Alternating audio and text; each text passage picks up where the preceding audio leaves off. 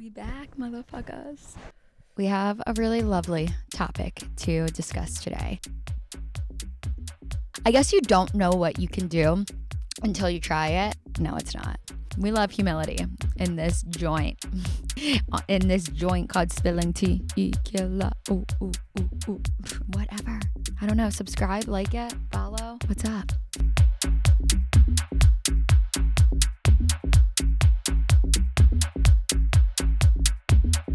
Welcome back to another episode of Spilling Tequila. I'm your host, Ariana Cantor, and we have a really lovely topic to discuss today. Let's talk about my hair. Okay, so I cut my hair short. This is the very, very lovely, important topic. No, it's not. My hair is short about a year and some change. I always wanted to say that, and some change ago, if I'm even saying it correctly. And I love it. I still want it to be semi-short, but now I've been in the process of trying to grow it back out so I can at least put it in a ponytail. And you guys, today, it's in a motherfucking ponytail. So I was very excited about it. I thought, why not rock it for the episode? Talk about it for 30 plus minutes? No. That was just a little piece of catching up on my life. That's how I've been. But in other latest news, Katy motherfucking Perry. Girl, I am blown away releasing her tour set list and going to the motherfucking moon. I guess when you have gotten to that point of your life where you've overcome probably so many things that people say you couldn't have, and you've done like the quote unquote impossible, you're like, okay, well, I can't just like drop this online or do like a silly little marketing strategy. I have to go to the moon now and like watch me say I'm gonna do it and do it. Pretty fucking cool. Let's go, girl. Lady Gaga is going on tour, which I need to see one of her shows. She will not be playing in Pennsylvania, but that's okay because I'm down to travel for some Gaga. I have no words for her. I have absolutely no words. She is one of one. I feel like you have to be some kind of superhuman to really perform and go on tour, especially when you're like singing and you're an artist. I was looking at her tour dates, and from July 16th to August 9th, came down to like around 25 days. She only has 6 days off in between shows. So like full out performances, most nights back to back, random sporadic days off to probably travel, not even to sleep and like regroup. And she's performing again. And that's just like one piece of it. Like I think her tour is 4 months, 5 months. I don't know. Don't quote me on it, but it's longer than that. I don't know. I guess you don't know what you can do until you try it. How do we even start? And I know like if I go and like dance all night to house music or techno, I can't like even move my legs the next day or the next week. And somehow I lose my voice. And that's not even performing. That's just being in the crowd listening to music that barely has words. So that's what I'm comparing it to. I could be wrong. It could be easier to be on stage singing and dancing with a microphone, screaming your heart out. You is back on Netflix. It literally just dropped, and I know I'm going to watch it in one sitting. And the episodes are about 50 minutes, but I'm just so obsessed, honestly. I can't sugarcoat it. It is such a well done show. Like I watch it and I am just more impressed by the second. The storylines are so unique, but it's like the acting and the production that really wows me. I really lose track of time and like lose myself. And also I just think it's so cool to play an actor that like, to play a character like Joe and want to hate him because he's a fucking psychopath serial killer, but like you love him and somehow you understand him even though you've never killed anyone and you've really never like actually wanted to and never thought about like how you would. I feel like I relate to him more than I relate to like majority of the people in my life. So it's interesting how they can manage to do that. Kind of scary, but at least I can relate to someone. Aside from that, recent news that I was excited to discuss with everyone. I have a topic that I care about a lot, and I think a lot of girls care about it a lot too. I think it affects our day-to-day life. I wanted to really talk about body positivity and my journey with it. I think being a girl, or I know being a girl is not easy. The pressure we put on ourselves for our body to be acceptable to others and then feel good about it ourselves is a lot. It's very heavy, and it's been a work in progress for me since I can remember. So I want to share my journey with it, and we'll touch on like some of the bad, but I really want to share the good, like the things that have helped me grow, because if I can help someone else, then a win is a motherfucking win, y'all. I first started struggling with the image of my body when I was in grade school. I was very young, probably fourth, fifth grade. I'm not exactly sure. I do know that I had baby fat as a kid, even as a baby. My nickname in my family was Amoroso as a baby. And Amoroso are like the rolls that you buy, like bread. And I had just so many rolls on my body that I was called Amoroso. So I think that fucked with me a bit. But I always just had a little bit chubbier of a body. And I, as a little kid, like really, really took that personally. And it was not easy. And I remember this was like at the time of like Britney Spears and Christina Aguilera. And like I felt like all little girls at that time just wanted to be one of the two. And like they were always wearing belly shirts and like low-rise jeans. And I remember like wanting to do that as a little kid, like dancing in my mirror and being like, we got a belly on us, which is not healthy. I'm just being honest here. That's so unhealthy. I was self-conscious at such a young age. And now I think it's evolved over time with me falling absolutely in love with my body, me learning how to take care of my body, me learning to accept my body for its unique features, and still learning every day. It's a never-ending process. Moments that stand out to me in my healing journey with my body, it would be high school.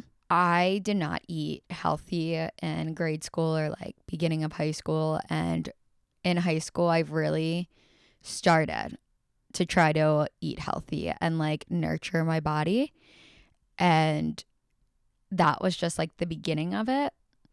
From then, I've honestly fell in love with like eating healthy, making healthy meals, still splurging from time to time. Like a girl loves her pasta, and I really think a sandwich, like a really bomb-ass bread, bomb-ass meat, cheese, good sauce, like good spread. I think that's my death row meal, a really fucking good sandwich. So I still love those things, but I'm not eating them every day, but I'm also not suppressing myself and thinking I can only eat healthy. It's just healthy majority of the time. And that's really because how it makes me feel. I've learned that there is no one type of good body. A good body is one that you love and you take care of and you accept. If anyone thinks otherwise, fuck them. What's the point? Like, learn to love your body and take care of it. And if you, that's the biggest thing, like taking care of it to like what feels good for you and learning to love it for you. Fuck what anyone else's standards are. Summer is coming up and the pressure is on to be in a bathing suit and have your summer body and like look good, feel good. And I definitely apply pressure to myself, but like so lightly. I've realized in my journey that the lighter the pressure and the more understanding I am with myself, even for my mistakes, the easier I can be on myself. So if I eat a whole fucking hoagie sandwich, love it, with a bag of chips, And I know summer is coming up, and I know that like maybe I did it twice in 1 week and it wasn't good.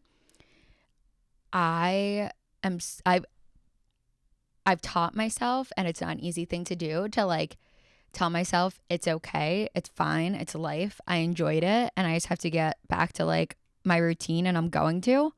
And the lighter I am on myself and the less pressure I put on myself, the easier it is for me to, one, metabolize it, and two, not continue to do so. And same goes with working out. If I have a bad week and I miss like a few days in a row from working out, which can feel like a fucking lifetime, and it can feel impossible to then get back into it again, I'm just like, girl, you needed a break. Listen to the body. And then it's easier for me to get back into it. So as long as I'm not being hard on myself, I'm easier on myself. Whoa. Who would have fucking thought? I navigate social media and cultural messaging that tries to dictate how I should look by not reading into it as much. I think life in general is just a lot of mental work and a lot of like rewiring the brain. Like we can't really let ourselves fall into these ways of thinking that the media tries for us, or what other people try to create for standards. I am so happy if someone is like, if there's a girl who is 5'11" and a size 0 and she's a model and she's beautiful, I think she's beautiful. I'm not going to hate on her, but I also know that that's not my body. And that's one type of person. That's not what every type of person looks like. So I'm not going to let social media promote that to me and make me think that if I don't have that, I'm not going to be okay. Like at the end of the day, I can only change my body so much. And I only want to change it in a healthy way for myself, physically and mentally. So I gotta embrace what I have. I gotta fucking work with it, and I gotta learn to love it, because again, I always bring this up, but do I want to be 80 years old and think I hated my body my whole life? No, I want to be like, I learned to love it. As long as it took, as hard as it was, I learned to love my body, and I strut down that motherfucking street. The streets. I did not strut down the street. I really don't know why we feel the need to shame bodies that don't fit the narrow standard when it's not harming us. If you have the narrow standard body type, great, you have it. You don't have to worry about being another body type. Enjoy, have fun. Mwah. And if you don't have it, embrace what you do have. And know that more people, like, there's people that are like you that are out there, and the more you embrace it, the more other people are going to embrace it. And guess what? Then the more normal it fucking is. I think it also needs to be talked about more. Like, I hear my friends, people, I used to think like this, and I used to just be like, I'm so fat, I don't look good. And it was like so normal to say that. Like, if I ever would be like, oh, I feel skinny today, I feel like people would look at me and like bat an eye. But saying that I was fat or bloated kind of was like the comforting thing to say, the normal thing to say, and it's not. If you are telling yourself you feel fat and bloated, guess what? You're going to be fat and bloated. Even if you don't look like it, that's how you're going to view yourself. So some tools and affirmations that help me on my journey, especially if I'm having like a bad day, but I try to be consistent on days that aren't even bad, is I do something really scary. I force myself to look at my body in the mirror. And I try to do it on good days, but I especially do it on bad days.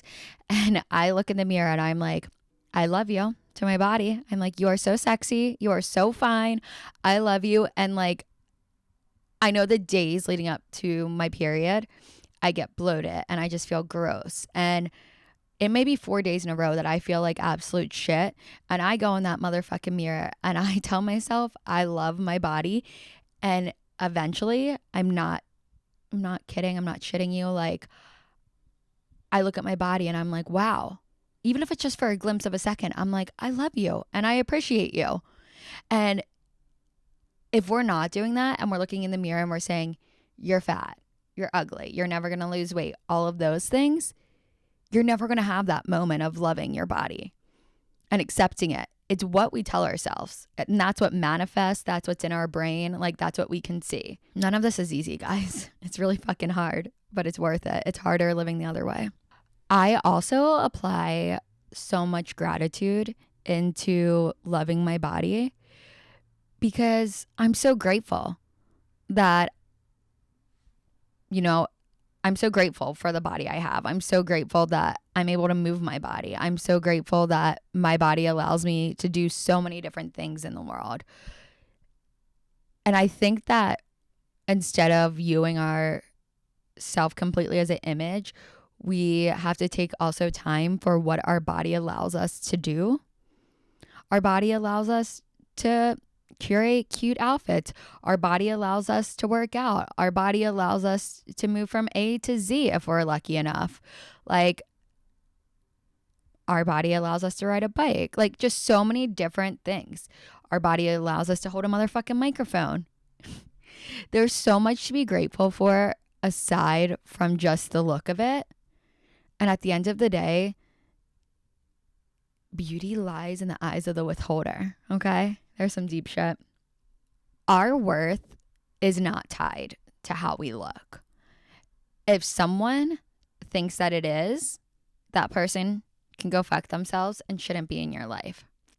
That's too much pressure and that's unhealthy. And you shouldn't define yourself based off of the way you look. Even if you are quote unquote the sexiest bitch and you have the best body, whatever the fuck that means, and you are a shitty person inside, you're worthless to me. Harsh, but true. And that just goes to show, like, an image is not everything. Like, you got to be pretty inside and you got to be pretty outside to make both pretty.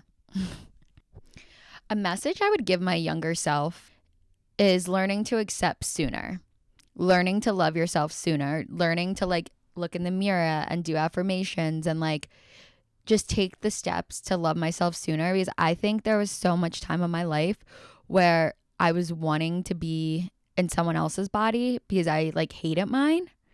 And that's a waste of time. That's a waste of life. That's just so sad. And I know that's still a common thing. We have to work with what we have. Like, Freaky Friday doesn't fucking exist. We can't switch places with anyone's body. The only thing we can do is work with the body we have. And my journey of working with the body that I have was very unhealthy in high school. I won't get into all the details, but it was unhealthy. You can leave it up to your imagination. And I would say it was unhealthy up until I turned like 20, 21. And then I really started to work out, and I definitely had a better relationship with my body. And throughout all of my 20s, I've learned to love new workouts more and more and eating healthy more and more. And, like, it's been trial and error. Like, there were some years I was vegan, some years I was pescatarian, and those years I actually was gaining weight. And I think it's because I was stressing myself out so much to be a certain size and doing all of these elaborate things, when really I just needed to, like, take some steam off my mind and take the pressure off my mind to be able to work on my body. I've worked out like crazy, and at one point I was doing boxing classes every day and then Pilates classes on some days. And when I work out, a lot of it is for my mind, but it's also for my body. And I was not seeing a difference with my body. And I didn't hate my body, but I knew that I could lose a few pounds and it would make me, like, feel good about myself. And I did try Ozempic, and I did it for a short period of time, and it worked. I lost about 10 pounds that I was unable to lose for, like, over a year from working out and eating healthy. And since then, this was about a year and a half, 2 years ago, I've done it here and there to just, like, if need be, like after the holidays, or I don't know, sometimes I've needed to do it, or I've wanted to do it, and it's worked very well for me, and I'm not ashamed of that. I don't think you need to be one type of person. Like, I don't have to sit here and encourage you to love yourself and have to do it the hard way only, which would be working out and eating healthy and not being able to do Ozempic or something like that. Because no matter what, we're all trying to get to a solution, and we don't have to make it hard for ourselves or harder. I know the price I'm paying. If I do Ozempic and I don't work out and eat healthy, I'm going to have to spend a shit ton of money and do a shit ton of injections for Ozempic. And I don't want that. So I know when I allow myself to do Ozempic for a short period of time and then work out and eat healthy, aside from it, I'm able to maintain a body weight that makes me feel healthy. And I don't do it to the point where I have no meat on my bones. Like, there's meat on my bones. It's just something that makes me feel more confident within myself. And I want more people to do whatever makes them happy, as long as it's healthy and as long as you have a healthy relationship with it. And I think that's a very important part too, is the relationship you have with eating, the relationship you have with working out, the relationship you have with Ozempic. Like, all of those things, if they are all healthy, you're going to be okay. Even when I work out twice a day and I'm doing it for my mind, and because it's helping me be more disciplined, it's helping me be more driven, and on top of it, I get to be toned up. That's healthy. If I was doing it and not eating and just trying to get to a certain weight, that's not healthy. Like, just take care of yourself and whatever that looks like for you. And as long as you're happy with it, fuck everyone's opinion. Find what works for you. I know some of my friends love to count calories and it works for them. Me, if I think about it that much, if I think about what I'm consuming that much and I count the calories, I'm gonna gain weight. I know my body and I know how it works. My body is so connected with my mind that the less I think about it, the better it works. So if I want to eat a cheeseburger and I don't count the calories and I tell myself, like, it's fine, you know, you ate that cheeseburger, it was delicious, tomorrow you'll have a salad. My body knows how to metabolize it. If I wrote down the calories, shamed myself, my body would not know how to. I just know this for me, and I know that it doesn't work that way for everyone else. And I think that's a very important thing too, is what works for you truly does not work for everyone else. And I cannot say that enough. You have to find what works for you, what strategy works best, what connects your mind and your body to deliver results, and stick with it. And know that that's not everyone's game plan. And I just want anyone who's watching this video to know that I've been there in so many ways, more than one. And this isn't coming from a naive place. It's coming from a place of relatability and humility. We love humility in this joint. In this joint called Spilling Tea. My body could talk, but probably what it would say when I'm being too hard on it is, shut the fuck up, bitch. You're going to make yourself thicker. So I am very kind and easy on my body. What's a weird beauty or body trend that I can't get behind is the idea of not having a body is the way we should look, when I think, yes, it's nice to be thin and it's great, but that's not the only way to be. And if you have a little bit more meat on you, like, that's fucking beautiful. And that's another thing another thing that's helped me with my body is there are so many girls that will say to me, I hate my body. And I look at them, even sometimes, like if we're in a bathing suit somewhere, and I'm like, your body is beautiful. And it's happened so many times that now I like tell myself, I'm like, Ariana, if you're not happy with your body, think about all the girls that come up to you and tell you they're unhappy with their body and you think they're beautiful. Like, why wouldn't you think that way about yourself?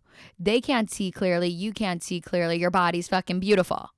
So it's not everyone else has a great body and you don't. You have a great body and you need to own it. When I get ready, sometimes I'll listen to Rihanna because I feel like she's just so badass and so confident. So like if I'm going out or something, I listen to Rihanna and I just like channel sexy before I go out. And I think that's such a little tip. Like find the kind of music that empowers you and makes you feel sexy. And like when you're getting ready and go like to go out somewhere, like just fully embrace it and become one with that motherfucking energy and lead with it. Otherwise, you're in the mirror too long feeling not confident. Build up that confidence. I think we also need to get into the fact of our menstrual cycles. More than half of the month, our body isn't even actually what it looks like. We have, as females, we have times of the month where we are just straight bloated. And then we have, like, there's just so many different things with hormonal changes that our body isn't even what it actually looks like. So how can we even trust ourselves to know? Which is kind of scary. And I think that's why we can't necessarily look in the mirror and judge it. We have to look in the mirror and learn to love our body, because we should feel good about our body from feeling good, not from looking at it and like putting it all the pressure there. We need to feel good by how we're treating our body, how we're working out our body, what we're feeding our body. Bloating is normal. It's motherfucking normal. And every girl gets bloated, and every girl's bloating looks different.